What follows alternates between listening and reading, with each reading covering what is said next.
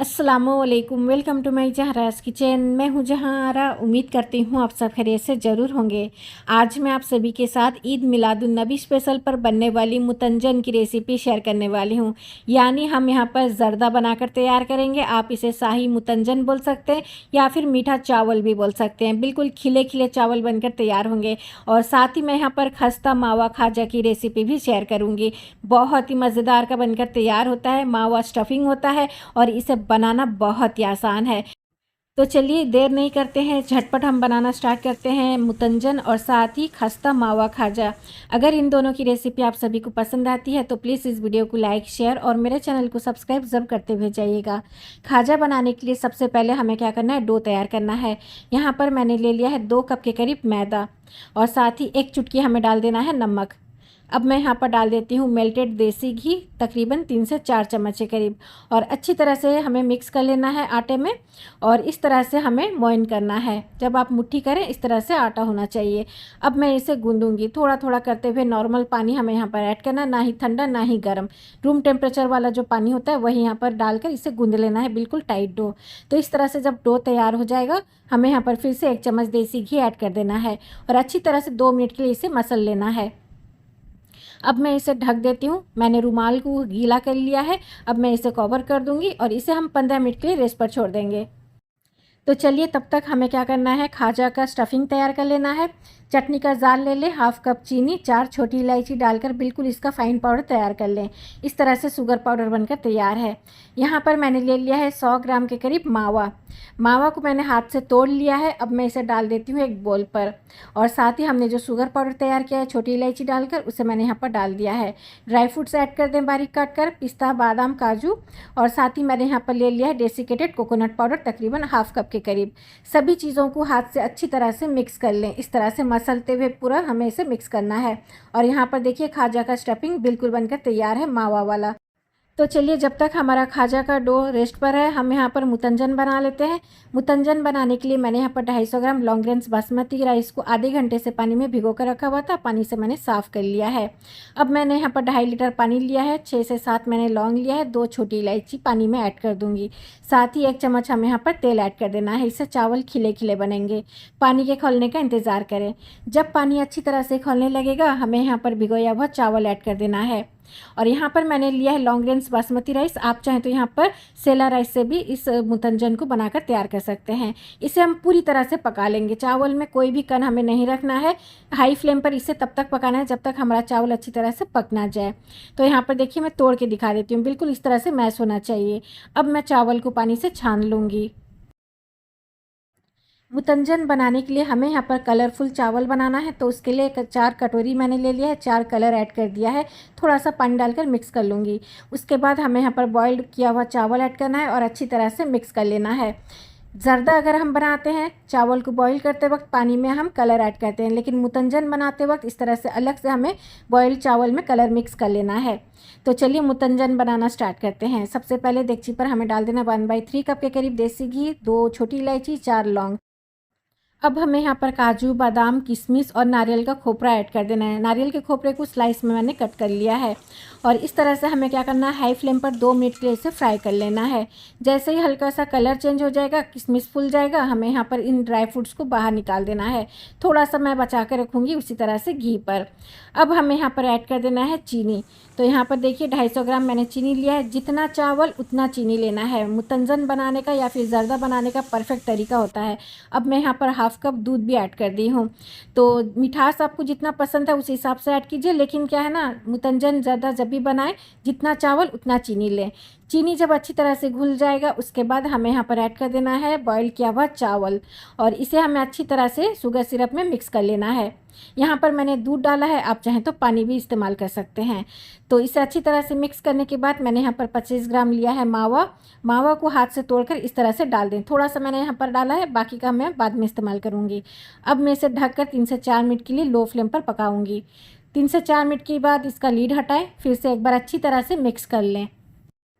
चावल थोड़ा-सा ऑब्ज़र्व कर लिया है शुगर सिरप को। अब मैं यहाँ पर दम करूँगी, उसके लिए हमें यहाँ पर ड्राई फ्रूट्स को ऐड कर देना है, जो हमने फ्राई करके निकाला हुआ था, और साथ ही हम यहाँ पर टूटी फ्रूटी भी डाल देंगे।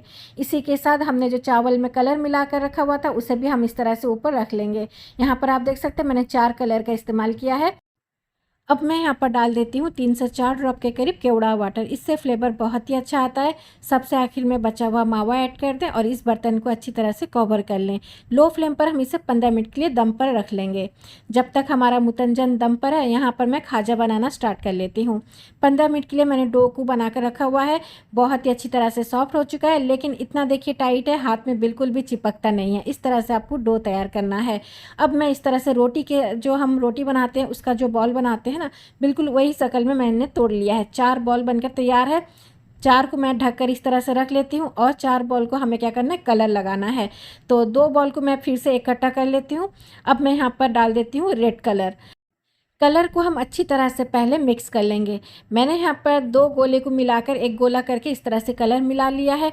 इसी तरह से मैं ग्रीन कलर भी मिक्स कर लूँगी गोले पर। अब हमें फिर से इसे 2 टुकड़ों में तोड़ लेना है। यहाँ पर देखिए मैंने इसे तैयार कर लिया है। तो यहाँ पर हमारा 8 बॉल बनकर तैयार है। अब हमें क्या करना है, इसका रोटी के शक्ल में बेलना है।